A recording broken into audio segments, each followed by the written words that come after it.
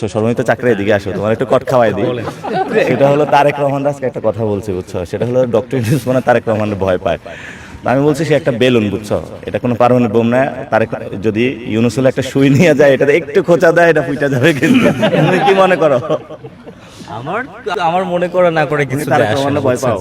হ্যাঁ, আমি সবাইরে ভয় পাই, আমি আপনারও ভয় পাই। কেন ভয় পায় বলো? বুঝছেন, আমি তো ঢাকার ভোটার না, বুঝছেন, আমি আছি এখানে। কোথায় ভোটার? আমি রাঙামাটির। এখন এখানে আমি ওইখানে কাকে ভোট দিবা তুমি?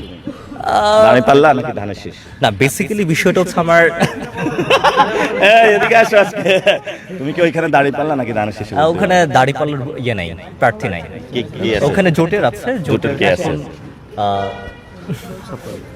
বেসিক্যালি বিষয়টা হচ্ছে আপনার- রাঙ্গামাটি কি শাপলাকলি আছে নাকি? না না, রিক্সা? দাড়িপাল্লা ছাড়ার হ্যাঁ, রিক্সা আছে আপনার। তুমি কি 11 দলীয় জোটকে ভোট দিবা নাকি চান্দাবাজদের জোটকে? না, বেসিক্যালি বিষয়টা হচ্ছে আমি একজন ভোটার হিসেবে যদি বলি, কেউ আমাকে সেরকম ভাবে আপনার করতে পারে নাই, কনভিন্স করতে পারে নাই।